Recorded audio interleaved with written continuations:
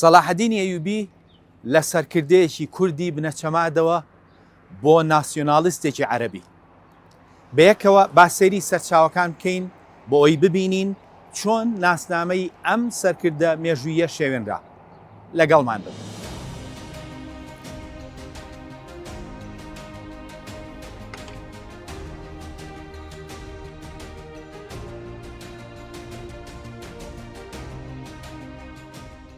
لە ساڵی 1970 قەیسەری ئەڵمانی وەلهەمید و سەردانی ڕۆژهەڵاتی ناوەڕاستی کرد. ئەو لەو سەردانیدا چووە سەرگۆڕی سەلاحەدین و لەوێ تاجە گوڵینەیەکی برۆنزی لەسەر گۆڕەکەی دانا. ئەو تاجە گوڵینەیە نووسراوێکی لەسەر بوو. ئەمە وێنەی تاجە گوڵینە برۆنزەکەیە کە لەسەری نووسرا بوو. ئەم تاجە گوڵینە لەلایەن جەنابی ئیمپراتۆری ئەڵمانیاوە وێڵهەمی دووهەم پێشەش کرا بە یادی سەردانەکەی بۆ سەر گۆڕی سەلاحەدینی ئەیوبی. قەیسەری ئەڵمانی کاتێک کە گۆڕە سادەکەی سەلاحەدینی ئەیوبی بینی، دواتر گۆڕێکی لە مەرمەڕیش بە تایبەتی پێشکەشی مەزارگەی سەلاحەدین کرد. ئەمڕۆ گۆڕە بەردینەکە لەوێدا دانراوە، بەڵام تەرمی سەلاحەدین لە شوێنی خۆی لە تەنیشتی هێڵراوەتەوە.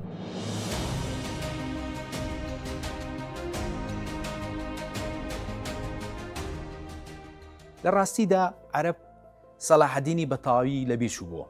وە کارەکەشیەوە بوو سەلاحەدین سەرکردەیەکی کورد بوو، پەیوەندی ڕاستەوخۆی بە مێژووی عەرەبەوە نەبوو. بەڵام بەرەو کۆتایی سەدەی 19 ئەوە بە تەواوی گۆڕا. کریستیانەکان کە خوێنەوارەکانیان ئاشنای زمانی فەڕەنسی و ئینگلیزی بوون، لە ڕێگای ئەو دوو زمانەوە سەلاحەدینیان ناسی. ئاشنابوونی ئەوان واتە لە ڕێگای زمانی عەرەبیەوە نەبوو. ئەوان لە سنگفراوانی ئاینی سەلاحەدینە خۆیان دۆزیەوە. بەو شێوەیە وردە وردە کەسایەتی سەلاحەدینیان هێنایە ناو جیهانی عەرەبیەوە. بەڵام هەر لە سەرەتاوە ئەم هێنانەکایە بەڕوخسارێک بوو کە لەگەڵ هەلومەرجی کریستیانە عەرەبەکاندا بگونجێت. ئەوان خۆیان بە عەرەب دەزانی. لەبەرەوە هەر لە سەرەتاوە ڕوخسارێکی عەرەبی ناسیۆناڵیستی درا بە سەلاحەدین.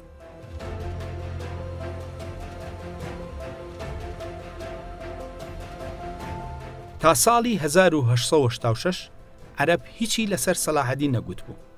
بۆ یەکەم جار لە ساڵی 1986دا کەسێکی کریستیانی عەرەب بە ناوی یعقوب سەروف ڕۆمانێکی مێژووی سەر والتەر سکۆت بەریتانی لەسەر سەلاحەدین وەرگێڕا بۆ زمانی عەرەبی. ڕۆمانەکە ناوی تەلیسمان بوو کە بە شێوەیەکی زۆر تایبەت و نایاب ئاماژەی بە کەسایەتی سەلاحەدین کردبوو. یعقوب سەروف لەگەڵ وەرگێڕانی پەرتووکەکەدا بە ئارەزووی خۆی ئەو چیرۆکەی گۆڕی و تەنانەت ناونیشانەکەشی کرد بە قەلبل ئەسەد واتە شێردڵ. سەروف خۆی دانی بۆ داناوە کە بە ئارەزووی خۆی گۆڕین و زیادکردن و لابردنی لە چیرۆکەکەدا کردووە بۆ ئەوەی کە بۆ کۆمەڵگەی عەرەبی بیگونجێنێت. ئەمە سەرەتای ناسینی سەلاحەدینی ئەیوبی بوو لەلایەن جیهانی عەرەبیەوە. دوای ئەویش نەجیب سلێمان حەداد شانۆگەریەکی لە ساڵی 1990دا لەسەر سەلاحەدین بە زمانی عەرەبی دانا کە هەر دەستکاری کراوی ئەوەی والتەر سکۆت بوو بە ناونیشانی سەلاحەدینی ئەیوبی. لە هەمان ساڵی 1990دا کە قەیسەری ئەڵمانی سەردانی گۆڕی سەلاحەدینی کردبوو، یەکەم شانۆی عەرەبی لەسەر سەلاحەدین پێشکەش کرا. ئەو باەخەی کە ئیمپراتۆری ئەڵمانی دای بە سەلاحەدین وای کرد کە عەرەب زیاتر سەلاحەدینیان بیر بکەوێتەوە. دوای ئەوان وردە وردە بایەخدان بە سەلاحەدین لەلایەن شاعیرانی عەرەب و ئەوانەش کە خۆیان بە عەرەبەوە گرێدا بوو دەستی پێکرد. لەوانە ئەحمەد شەوقی، خەیرەدین سەرکەڵی، نزار قەبانی و چەندین شاعیری تر. یەکەم بەرهەمی عەرەبی تەواو لەسەر سەلاحەدین لەلایەن کەسێکەوە بۆ بە ناوی فەرەح ئەنتۆن. ئەم کابرایە عەرەبێکی کریستیانی ناسیۆنالیست بوو، چیرۆکێکی بە عەرەبی نووسی بوو بە ناوی سەلاحەدین و شانشینی ئۆرشەلیم. ئەنتۆن سەلاحەدینی وەک کەسایەتێکی ناسیۆنالیستی عەرەبی خستبووە ڕوو کە شەڕی لە دژی خاسپەرستەکان دەکرد. ئەو لە ڕێگای ئەم ڕۆمانەوە دەویست بە عەرەب بڵێ کە ئەمە نمونەی پاڵەوانێکی عەرەبیە، واتە ئەوان بە ئارەزوو ئەم ڕوخساریان بۆ سەلاحەدینی ئەیوبی دروست کرده بوو. دواتر شێخ سەلامە حیجازی ڕۆمانەکەی خستە سەر شانۆی کۆمپانیاکەی. ئەمیش کابراایکی سونی عەرەب بوو. بەو جۆرە سونی عەرەب و کریسیانی عەرەب بەیەکەوە کارێکتەرێکی عەرەبیان بۆ سەلاحەددینی ئەیوبی هەڵبەست. ئەوەش بۆ خزمەتی ئەجەندای ناسیۆناڵستی عەرەبی خۆیان بوو، نەک تێگەیشتن لە ڕاستی سەلاحەددینی ئەیوبی مێژووی.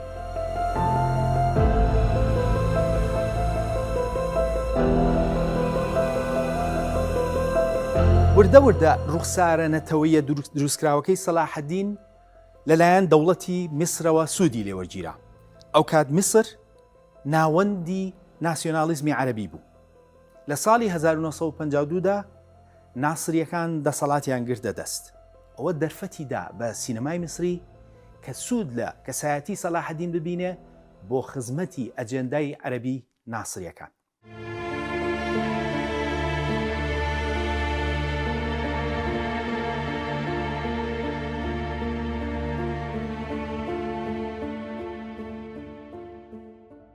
جەمال عەبدولناسر کە سەر بە قوتابخانەی ناسیۆنالیستی عەرەب بوو، لە کەسایەتی سەلاحەددینە ئەو شتەی دەبینی کە قۆناغی فکری عەرەبی ناسیۆنالیست و میسر پێویستی بوو.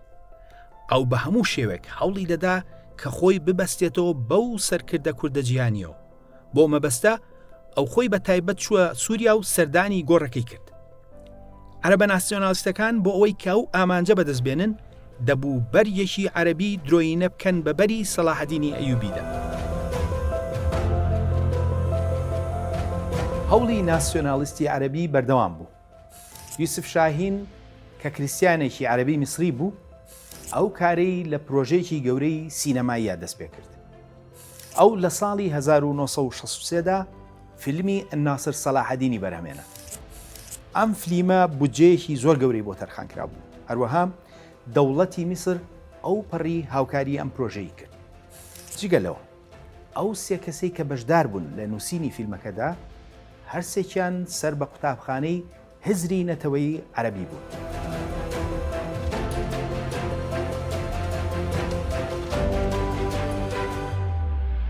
یوسف شاهین مەبەستی سەرەکی ئەوە نەبوو کە مێژوو باس بکات. ئەو دەویست پروپاگەندە لە ڕێگای فلیمەوە بکات بۆ خزمەتی ئەجەندای عەرەبە ناسریەنەتەوەیەکان. ئەو سەلاحەددینی وەک یەکگرەوەی میسر و سووریا نیشان دەدا. بەوەش دەویست بڵێت عەبدولناسیش هەر تەواوکەری کارەکانی ئەو سەرکردە مێژوویە. تەنانەت ناونیشانی فلیمەکەشی الناصر سەلاحەددین هەر بۆ ئەو مەبەستە بوو. ئەم فلیمە و ئەوانی تریش هیچیان پەیوەست نەبوون بە مێژووی سەلاحەددینەوە، بەڵکو وادەی خەیاڵی ناسیۆنالیستی عەرەبی بوون و کرابوون بەبەری ئەم سەرکردە کوردەدا. بەو جۆرە لە فلیمەکەدا وشەی عەرەب 75 جار دەگوترێت، لە کاتێکدا وشەی ئیسلام 7 جار. شاهین دەوێت بڵێت کە سەلاحەددین سەرکردەیەکی عەرەبی ناسیۆنالیستیە و کریسیانی عەرەبی پاراستووە. تەنانەت فلیمەکە بە شێوەیەک سیاسی و لە خزمەتی عەرەبدا بوو کە سەلاحەددین لە فیلمەکەدا ڕێک شیعاری ناسریەکان دەڵێتەوە و دەڵێت الدین لله والوطن للجميع، واتە دین بۆ خودا و نیشتیمان بۆ هەموو. بەو جۆرە چەندین جار لە فلیمەکەدا لە ڕێگای کارێکتەرە خەیاڵەکەی سەلاحەددینەوە ئاماژە بە عەرەبی بوونی شاری قودس دەکات کە سەلاحەددین بە هیچ شێوەیەک قسەی وای نەکردووە.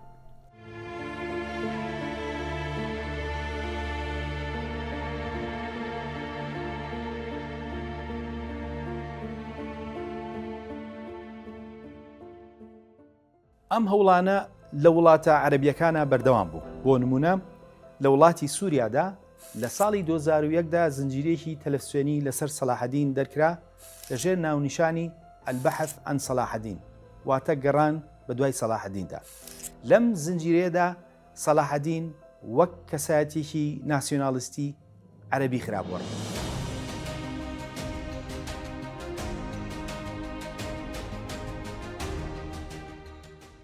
سەرکردە سیاسەکانی عەرەب وەک ناسر و سەدام و ئەسەد و عەرەفات خۆیان بەو سەرکردە کوردە چواندووە و بۆ چەسپانی ئەوەش ویستویانە کە کارێکتەرێکی عەرەبی خەیاڵی نوێ بۆ سەلاحەددینی ئەیوبی دروست بکەن. تەنانەت گروپی چەکداری فەڵستینیەکانیش خۆی ناوناوە ئەلویەت الناصر سەلاحەددین یان لیواکانی ناسر سەلاحەددین.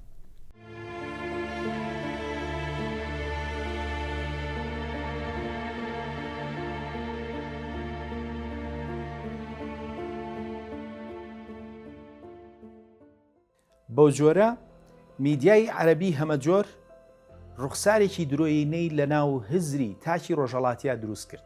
واتە ئەو تێگەیشتنەی ئەمڕۆ لە لای تاکی ڕۆژهەڵاتی لە ڕێگای سەرچاوە مێژوویەکانەوە نەبووە، بەڵکو لە ڕێگای ئەو ڕوخسارە درۆینەوە بووە کە میدیای عەرەبی دروستی کردووە. هەروە سەرکردە عەرەبەکانیش ئەوان خۆیان نەبەسبەوە بە سەلاحەدینی مێژووی، بەڵکو بەو سەلاحەدینە درۆی نەبوو کە میدیای عەرەبی دروستی کردبوو.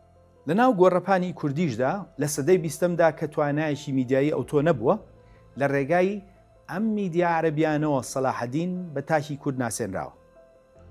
ناسینێک کە لەسەر بناغەیەکی شێوان دروست بووە، واتە ئەو ڕوخساری ئەمڕۆ لە هەزری تاکی کووردا دروست بووە بەرهەمی میدیا عەرەبیە، لەبەرەوە ڕوخسارێکی شێواوی درۆینەی سەلاحەدینە.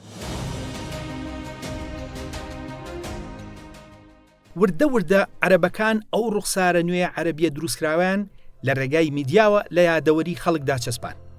ئەمەش بابەتێکی زانستیە و توێژەران قسەیان لەسەر کردووە.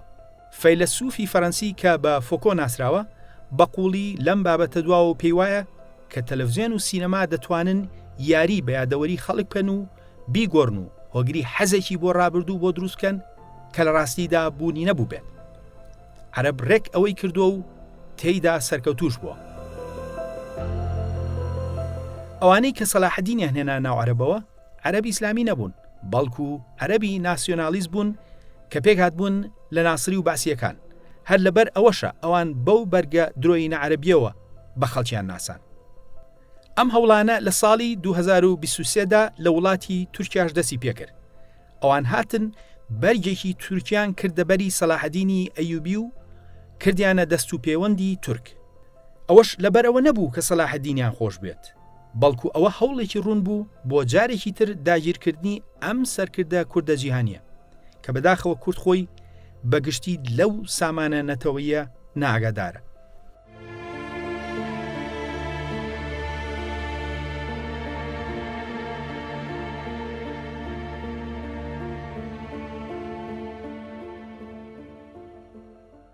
بەو جۆرە ئەو ڕوخسارەی ئەمڕۆ لە هەزری تاکی کووردا دروست بووە بەرهەمی میدیای عەرەبیە کە ڕوخسارێکی شێوا و درۆینەیە لەسەر سەلاحەدین.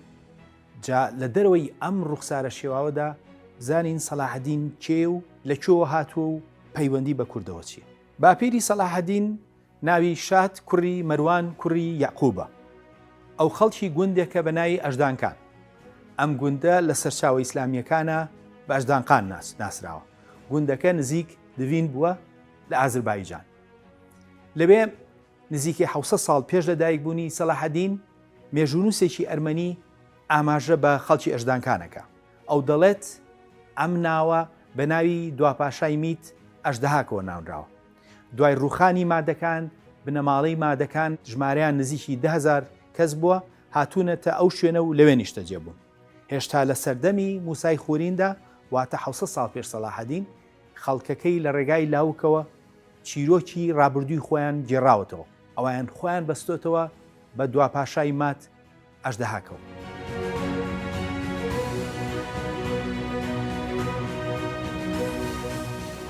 تەنها ئەوە نییە، بەڵکو مێژوونووسی ئەرمەنی هەیتومی کریاکۆس کە لە سەدەی 13هەمدا ژیاوە و دوای سەلاحەدین لەدایک بووە، کاتێککە لە پەرتوکەکەیدا ئاماژە بە مێژووی میسر دەکات، دەڵێت میدەکان دەوڵەتی فاتمیان شکات کە ئێستا بە کورد ناو دەبرێن، واتە سەلاحەدینی ئەیوبی بە ماد و بە کورد لە قەڵەم دەدات. وەگرون دەبێتەوە بنەباڵەکە لە شوێنێکی زۆر کوردی و بەسرا و بە مێژووی دێرینی کوردەوە هاتبوون. ئەوان ئاگاداری ئەوە بوون کەنەوەی مادن.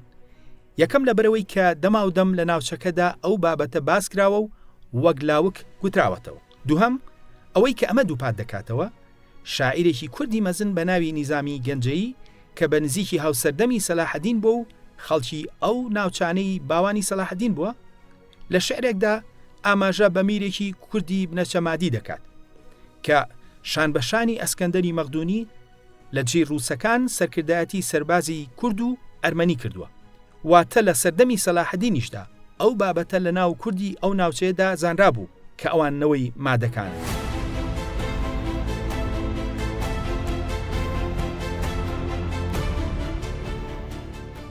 بەو پێشینە دێرینە کوردیەوە بنەماڵەکە ڕوو دەکەنە بەغدا، لەوێ شۆبەرە و تکریت.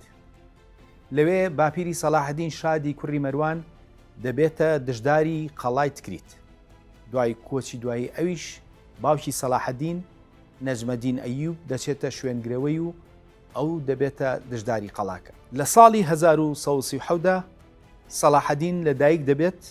هەر لەو ساڵەشدا مامی سەلاحەدین شێرکۆ کەسێک لە شاری تکری دەکوژێ. ئەم کوشتنە دەبێتە هۆی تێکدانی نێوانی بنەماڵەکە لەگەڵ والی بەغدا. لە ئەنجامدا ڕوو دەکەنە شاری مووسڵ بۆ لای زەنگیەکان. پێشتر بنەماڵی سەلاحەدین داڵدەی میری زەنگیان دابوو، چاکەیان بەسەر ئەو بنەماڵەوە هەبوو. ئەم ڕووداوی مامی سەلاحەدین شێرکۆ پەیوەندی بە کارکتەری مامیەوە هەبوو. مامی سەلاحەدین کەسایەتێکی شەڕانی و ئازا بووە، لە کاتێکدا باوکی سەلاحەدین زیاتر کەسایەتێکی دیبلۆماسی بووە. ئەم دوو خەسڵەتە هەردووکی لە ناو سەلاحەدینا هەبوو. سەلاحەدین کەسایەتێکی ئازا لە هەمان کاتدا زۆر دیبلۆماسی بوو.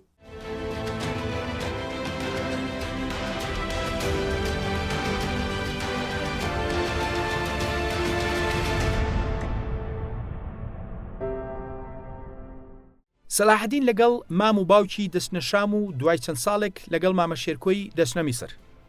لەوێ سەلاحەدین دەبێتە دەستەڕاستی مامی و دواتر مامی دەبێتە وەسیری دەوڵەتی فاتمی میسر کە کەسی دووهەم بووە لە وڵاتەدا. دوای نزیکی ساڵێک شێرکۆ کۆچی دوایی دەکات و سەلاحەدین دەچێتە شوێنی. لەوێوە لە پاش مردنی میری زەنگی ئیتر سەلاحەدین دەوڵەتەکەی فراوان دەکات و بەرەو شام و ناوچەی تر دەوڵەتێک دروست دەکات کە میسر و یەمەن و سعودیە و شام و بەشێک لە کوردستان و تونس بگرێتەوە. ئەو ئیمپراتۆریەتێکی مەزن دروست دەکات کە ڕۆژ بە ڕۆژ ناوچەکانی فراوانتر دەبێت. زۆر جار لە ناو کورداوا باوە کە سەلاحەدین هیچی بۆ کورد نەکرد و پەیوەندی بە کوردەوە نییە. جا پرسیارەکە ئەوەیە، ئایا ئەمە ئەنجامی لێکۆڵینەوە و تێگەیشتنی کوردە لە مێژووی سەلاحەدین یاخود بەرهەمی میدیایی عەرەبیە کە پێشتر ئاماژەمان پێکرد؟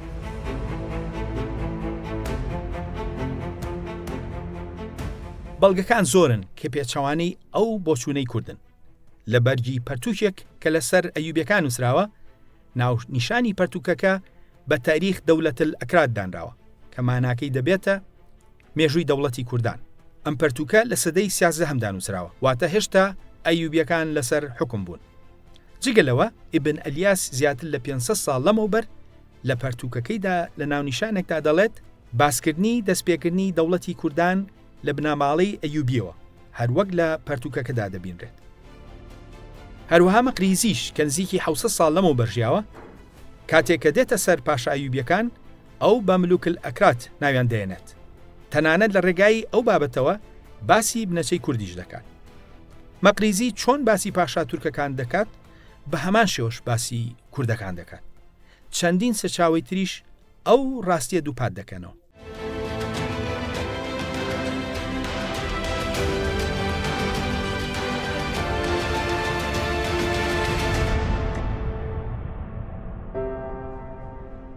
کەواتە هیچ گومانێک لەوە دانیە کە سەرچاوەکان ئەم دەوڵەتەی بە کوردی لە قەڵەمدا و پادشاکانیان بە پاشای کوردان. بەڵام پرسیارەکە ئەوەیە، ئەم دەوڵەتە چۆن کوردی بووە؟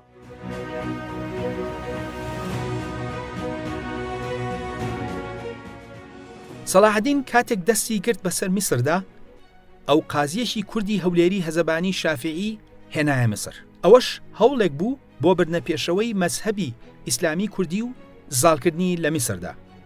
واتە ئەم سەرکردە کووردە سوودی لە ئاین بەڕوانگەی کوردی بینیوە بۆ بەهێزکردنی دەوڵەتە کوردیەکەی. کوردبوون و پابەدبوونی بنەماڵەکە بە فەرهەنگی کوردیەوە لە زۆر لایەندا دەردەکەوێت. بۆ نمونەیەک لە برازاکانی سەلاحەدین گۆرانی بێژێکی هەولێری هەزەبانی لەگەڵ خۆی دەبات بۆ میسر، جگەلەوەی کە 6 شاعیر لە هەولێرەوە براوە بۆ دیوەخانەکان. واتە بنەماڵەکە پابەندی دابوونەریت و فەرهەنگی کوردی بوون. هەروەها بەرەیەکی سێهەمیان کە پاشای یەمەن بوو، پێش مردنی لای شێخێکی هەولێری کوردی مەککە وەسیەت دەکات کە ئەو ڕێوڕەسمی مردنەکەی بۆ ڕێک بخات. واتە ئەوان لە مردنیشدا پابەند بوون بە ڕێوڕەسمی کوردیەوە. تەنانەت ئیبن ئەلیاس کاتێکە لەسەر ئەیوبیەکان قسە دەکات دەڵێت کە سەلاحەدین کۆنتڕۆلی میسری کرد، سەربازی ئەرمەن و عەرەب و ئەوانی تری لا برد و 12,000 سەربازی ئازای کوردی هێنایە میسر لە شوێنیان. واتە بە هەموو پێوەرێک ئەو بۆی گرنگ بووە کە کورد بێنێتە پێشەوە و بەشی گەورەی سوپاکەی و میرە دەسەڵاتدارەکانی کورد بوو.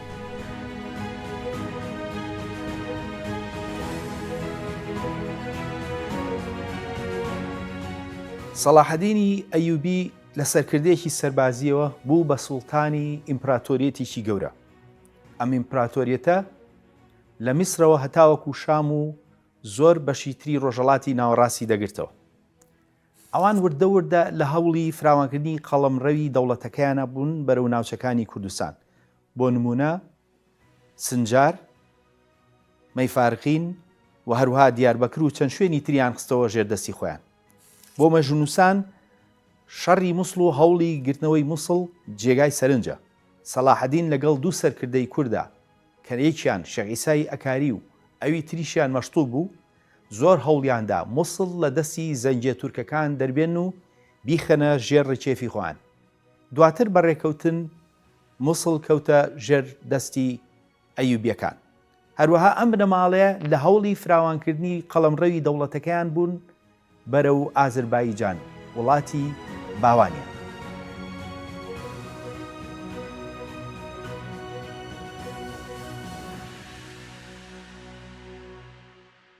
جەیسە سوورمانە کە ئەم دەوڵەتە کوردیە لە ماوەیەکی کەمدا چۆن توانوێتی قەڵەمڕەوی ئاوا فراوان بکات. مرۆڤ کاتێک ئەو قەڵا گەورە و ئەو خاکە فراوانە دەبینێت کە ئەیوبیەکان لەو ماوە کورتەدا حکمیان کردووە، بۆی دەردەکەوێت کە ئەم سەرکردە کووردە چەند توانایەکی مەزنی هەبووە. سەرڕای هەموو بابەتانەی کە ئاماژەمان پێکرد، هەندێک پێیان وایە کە بابەتی نەتەوەیی ئەو سەردەمە باوی نەبووە، واتە کوردبوون مانای نەبووە. جەواب زانین ئەمە تا چەند ڕاستە.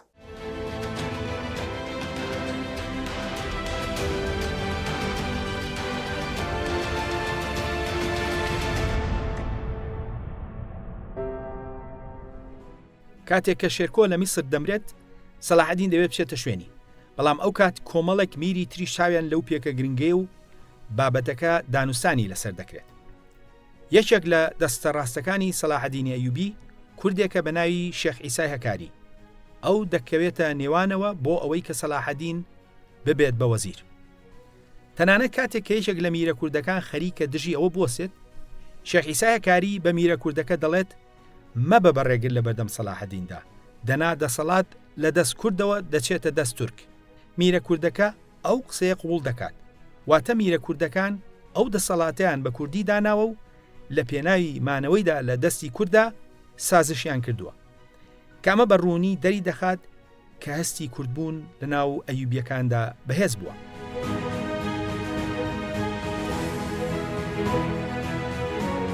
هەروەها کاتێک کە مالیکە تورکەکان کودەدایەک لە میسر دەکەن و تورانشای کوڕی مەلیک ساڵحی کورد دەکوژن، گورچ هێزێکی کوردی بە ناوی قەمەریەوە خۆیان کۆنتڕۆلی هێزە تورکیەکەی شام دەکەن و میرێکی ئەیوبی دەهێنە سەر تەختی پادشایی شام. ئەوەش بۆ ئەوەی کە تورکەکان کۆنتڕۆلی شام نەکەن و دەسەڵات لای کورد مێنێتەوە. ئەمانە هەمووی ئەوە دەردەخەن کە لە ڕاستیدا هەستی کوردبوون زۆر زیندوو بووە. ئەوەش نەک تەنها لە ناو بنەماڵە ئەیوبیەکان، بەڵکو هێزە کوردیەکانیش هەوڵی پاراستنی پاشا و بنەماڵە کوردیەکەیان داوە و لە خەمی مانەوەی دابوو. لە هەندێک حاڵەتیشدا هێزێکی کوردی بە شێوەیەکی سربەخۆ ڕێگر بووە کە نەتەوەیەکی تر دەسەڵات لە کورد بستێنێت. هەندێک جار گرنگی کوردبوون لە بابەتی زۆر سادەدا لە ناو میرە کوردەکاندا دەرکەوتووە. یەکێک لە میرە گەورەکانی دەوڵەتی ئەیوبی میرێکی کورد بوو بە ناوی ئیبن مەشتوب. ئیبن مەشتوب بە بنەچە خەڵکی هەکاری بوو. ئەو بۆ ماوەیەک لەلایەن خاچپەرستەکان و گیرا و لای ئەوان وەک دیل مایەوە. دواتر بەڕێکەوتن لە کەڵیاندا ئازاد کرا. کە گەڕایەوە کوڕەکەی بە دڵخۆشیەوە چوو بەرەو پیری باوکی، بەڵام یەکسەر بەڕوویەکی گژەوە سەیری شێوەی قژی کوڕەکەی کرد کە وەگلایەک پرچێکی تورکانەی هێش بووە. ئەو گوت بە کوڕەکەی گوت کورد عادەتی نییە کەوا قژ بێ هەڵێتەوە. دەست بەجێ کوڕەکەی قژی بڕی بۆ ڕازیکردنی باوکی. ئەمە نیشانی دەدات کە کوردەکان چەند لە ناو خۆیاندا هەستی کوردبوونیان هەبووە، تەنانەت لە شێوەی قژداهێنان و دابوونەریتی تایبەت بە خۆیاندا. ئەمانە هیچ گومانێک ناهێڵەوە کە کوردبوون لە هەموو ڕێکەوە گرنگ بووە و مانای داوە لەو سەردەمەدا. کوردبوونی دەوڵەتەکە لە ڕۆڵی ژنە ئەیوبیەکانیشدا دەرکەوتووە. ئەو بابەتە لە سەرچاوە مێژوویەکانە ئاماژەی پێکراوە. یەکێک لەو خەسڵەتانەی کە کۆمەڵگەی کوردی بە درێژایی مێژوو پێی ناسراوە، ڕۆڵی چالاک و دەسەڵاتی ژن بووە لە ناو کۆمەڵگەکەدا. ئەوەش لە ناو ژنە ئەیوبیەکاندا بەدی دەکرێت. ئەوان چەندینیان زانایی ناودار بوون و زۆریان خاوەنی خانەقای خۆیان بوون. ژنە ئەیوبیەکان دەسەڵاتەکان بە شێوەیەک بووە کە یەک لەسەر 5 هەموو بینا ئاینیەکان و یەک لەسەر 4 خوێندنگە ئاینیەکانی دیمەشق ئەوان لی بەرپرس بوون. ئەوان میراتیان وەرگرتو و خاوەنی مڵک و ماڵی خۆیان بوون. ئەوەش سربەخۆیی ئابووری و دەسەڵاتی پێداون. تەنانەت یەکێکیان کە ناوی زەیفە خاتوونە بۆ ماوەی 6 ساڵ بووە بە سوڵتانی حەلەب و بە شێوەیەکی زۆر نایاب حکمی حەلەبی کردووە و پاژماوەی خانەقا و تەلارەکانی ئەمڕۆژ هەرماون. کەواتە ئەم دەوڵەتە کوردی بووە و لە سەرچاوەکانیشدا بە کوردی ئاماژەی پێکراوە. ئەم نەماڵەیە پابەندی دابوونەریتی کوردی بوون و بە کوردی دواون. هەروەها پارێزگاریان لە بەرژەوەندی کورد کردووە لەو سەردەمەدا. لە سایی ئەماندا چەندین میری کورد بە سوپاکەیەوە هەر لە میسرەوە هەتاوەکو کوردستان دەسەڵاتدار بووە. هەروەها چەندین زانای کورد توانەکانیان لە ژێر سایی ئەم دەوڵەتەدا فراوان کردووە. جگە لەلایەنە کوردیەکەی سەلاحەدین ئەیوبی هیچ سەرکردێکی ڕۆژهەڵاتی هێندەی سەلاحەدین لە ڕۆژئاوادا ناوبانگی دەرنەکرد. بۆ نمونە یەکێک لەو مێژوونووسانەی کە لە کاتی ڕووداوەکاندا ئاماژە بە شەڕەکان دەکات و لە بەرەی خاچپەرستەکانە ناوین ویلیەم ئۆفتایرە یاخود ویلیەمی سوور. ویلیەم سەرەڕاوەی کە دژی سەلاحەدینە و ئەو دژایەتیەش ناشارێتەوە، بەڵام بە سەرکردەیەکی هزرتیش چالاک لە جەنگ و بەخشندە تا ڕادێکی نائاسایی وەسفی سەلاحەدین دەکات. واتە سەرڕای ئەوەی کە ئەو کەسێکی ئاینی بووە، بەڵام نەیتوانیوە ئەو ڕاستیە زەقەی پەیوەست بە چاکی سەلاحەدین بشارێتەوە. یان کەسێکی وەک ئیرنۆڵ کە ڕووداوی گرتنی شاری ئۆشەلیم یان قودسی بە چای خۆی بینیوە، سەرڕای ئەوەی کە شایەتی ئەو شکانەی سوپاکەی خۆیان بووە کەچی نەیتوانیوە سەرسامی خۆی بۆ سەلاحەدین بشارێتەوە. هەروەها دەڵێت کە سەلاحەدین هێندەی بەخشیوە بە ژن و کچی سەرکردەکانی دوژمنی کە ئەوان سوپاسی خودایان کردو و هەمویان ئەو چاکیان بەرز نرخاندووە. دواتریش کاتێک کە سەلاحەدین لەگەڵ ڕیچارد شردلدا لە ساڵی 1992 ڕێکەوتنی کردووە، دیسان هەمان ڕۆحی بەزەی و بەخشندەی تۆمار کراوە. ئەوەی کە جێی سەرنجە ڕەفتاری ئەم سەرکردە کووردە بە شێوەیەک بووە دوژمنەکەی لەو پەڕی دۆڕان و تووڕەیدا نەیتوانیوە ڕاستی چاکی و مرۆڤدۆستی ئەو تۆمار نەکەن. وردە وردە هەواڵی مەزنی و چاکە و بەخشندەی سەلاحەدین بەناو ئەوروپیەکاندا بڵاو بووە. دواتر شێوەی داستانی وەرگرت و چیرۆکی سەیر و سەمەری بەدواداهات. زیاتر لە 600 ساڵەوە پێش چیرۆکێکی فەرەنسی هەیە لەسەر سەلاحەدین کە دەڵێت گوایە سەلاحەدین لە بنەچەدا لە بنەماڵێکی فەرەنسی بووە. ئەو پێش کۆچی دوایی تەنانەت ئەوەیان بۆ دروست کردووە کە گوایە سەلاحەدین بووە بە کریسیان. ئەم هەوڵە زیاتر بۆ ئەوە بووە سەلاحەدین کەن بە بەشێک لە خۆیان لە فەرەنسیەکان. چیرۆکە ئەرێنیەکان لە ئەوروپا لەسەر سەلاحەدین زۆرن. لە چیرۆکێکی تردا سەلاحەدین دەکەوێتە خۆشەویستی شاژنێکی فەرەنسی و حەزی لێ دەکات. چیرۆکێکی تر ئاماژە بۆ دەکات کە سەلاحەدین بووە بە سوارچاکێکی فەرەنسی و پابەندی خۆی بەو دابوونەریتەوە پیشانداوە و تەنانەت گوتویانە سەلاحەدین بە لاتینی قسەی کردووە و بە باشی بەو زمانە دواوە. بەو جۆرە فەرەنسیەکان چەندین چیرۆک و داستانیان بۆ دروست کردبوو، تەنانەت کریسیان بوونیشی لای ئەوان کرا بۆ ڕاستی. ئەوان هێندە پێی سەرسام بوون، دەیانویست هەر چۆنێک بێت بیکەن بە بەشێک لە نەتەوە و کەڵتوری خۆیان.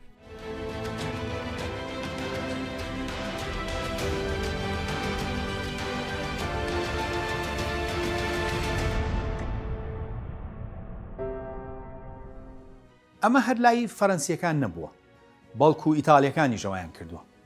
فەیلسوفی ئیتالی دانتێ نزیکی 600 ساڵ لەمەوبەر ئاماژە بە سەلاحەدینەکە.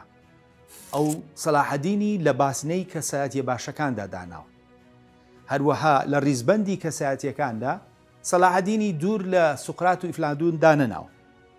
ئەوەی مای سەرنجە ئەو سەردەمە ئەوروپا لەو پەڕی تونڕەوی ئاینیدا دەژیان. سەرەڕایەوە سەلاحەدین ئەو سنوورەی پساندووە و لای زۆربەی ئەو کەسایەتی ئاینیانە پێگەیەکی تایبەت و باشی بۆ دانراوە.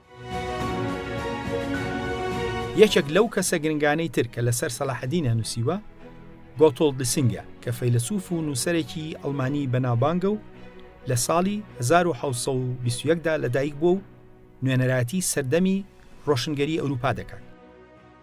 گۆتۆڵد لیسینگ لە یەکێک لە شانۆگەریەکانیدا لە ڕێگای سەلاحەدین ئەیوبیەوە پەیامی مرۆڤدۆستی بە ئەوروپایی سەدەی هەژدەم دەیات. سەلاحەدین لە دەرەوەی جیاوازی ئاینیدا مرۆڤ بووە و کۆمەڵگەی ئەوروپی پێویستی بەو سنگفراوانیە ئاینی سەلاحەدینە. واتە ئەو فەیلسوفە هەموو پەیامە مرۆڤدۆستەکانی لەو شانۆگەریەدا لە ڕێگای کەسایەتی سەلاحەدینەوە خستۆتە ڕوو. ئەم هەوڵەی ئەوروپیەکان لە ڕاستیدا تا سەدەی 20میش بەردەوام بوو. کاریگەری ئەو داستانانەی لە ڕابردوودا ئەوروپیەکان لەسەر سەلاحەدین دروستیان کردبوو لە سەدەی 20میشدا هەرما بوو. بەڵام ئەوەی مای سەرنجە و ئەمەوێت جاری تر ئاماژەی پێ بکەم لەو پەڕی تونڕەوی ئاینی ئەوروپیدا سەلاحەدین باشترین پێگە و ڕێزی لێگیراوە. گومان لەوەدا نییە سەلاحەدینی ئەیوبی یەکێ لە سەرکردە هەرە مەزنەکانی جیهانە. ئەوەش تەنها پەیوەندی بە ئازایەتی و لێهاتووی سەربازی و زیرەکیۆ نییە، بەڵکو لایەنی دیبلۆماسیشی مای سەرنجووە. بەڵام ئەو خەسڵەتانەی سەلاحەدین کە سنووری فەرهەنگ و جیاوازی ئاینی بڕی لایەنی سنگفراوانی ئاینی و بەخشندەی و مرۆڤدۆستانەی بوو. سەلاحەدین لە سەردەمی خۆیدا دوژمنەکانی بە کەسێکی چاک و بەخشندەیەکی گەورە ئاماژەی پێکراوە. لایەنی بەزەیی بەرامبەر بە مرۆڤ و سنگفراوانی بەرامبەر ئاینەکان بە تایبەت ئاماژەی پێکراوە. سەلاحەدین ئەم کارکتەرەی وای کردووە ببێتە داستان نەکەر بۆ خەڵکی ڕۆژهەڵات، بەڵکو بۆ دوژمنەکانیشی لە ڕۆژاوە.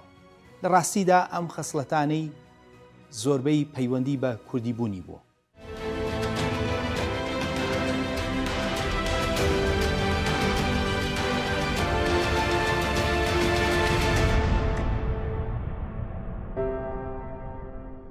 کاتێک کە دەگوترێت ئەم خەسڵتانەی سەلاحەدین ئەیوبی کوردی بوون، ئەوە تەنها قسە نییە، بەڵکو بەڵگەی لە پشتەوەیە.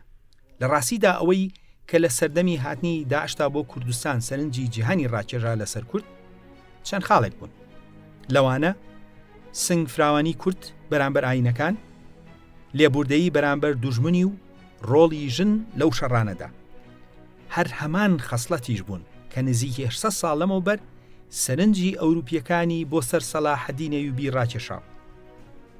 بەو جۆرە سەلاحەدین ئەیوبی ڕێک نوێنەراتی جوانیەکانی فەرهەنگی کوردی کردووە. سەلاحەدین کە کۆچی دوایی کرد گەنجینەکەی نیمچە بەتاڵ بوو. بە شێوەیەک پێویست بەوە بووە کە قەرز بۆ هەندێک خەرچی پرسەکەی بکرێت. بەڵام لە ڕووی ئەخلاق و جوانیەوە گەورەترین سامانی بۆ نەتەوەکەی و جیهان بەجێهێشت. سەرچاوەکان ئاماژە بە ڕۆژی کۆچی دوایی ئەم سەرکردە جیهانیە دەکەن و دەڵێن کە یەکەم جارە خەڵک هێندە بەدڵ بۆ حکومڕانەکەی غەمگین و تازێبار بێت. هەزاران پیاو بۆی گریاون، تەنانەت هەندێک سەرچاوە دەڵێت پیاوان بە شێوەیەک دەگریان وەک ئەوەی بۆ پێغەمبەرێک بگرین. باش و خراپ، موسڵمان و ناموسڵمان هەمویان خۆشیان ویست. ئیبن شەداد لە سندێڕێکدا ئەو ڕاستیە دەدەشکێنێت کاتێک کە دەڵێت من پێشتر لە هەندێک کەسەوە بیست بووم کە ئەوان ژیانیان دەکەن بە قوربانی ژیانی ئازیزەکانیان. بەڵام من ئەو جۆرە دەربڕینانم وەک جۆرێک لە زیادەڕەوی یان هەوای شعری بینیوەتە ئەمڕۆ. ئێستاکە لەم ڕۆژەدا کە لە خۆم و کەسانی دیکە دەیبینم، ئەگەر کڕینەوەی ژیان قوبوڵکراو بووایە ئەوە ئێمە بە ژیانی خۆمان هیچ سەلاحەدینی ئەیوبیمان دەکڕێەوە.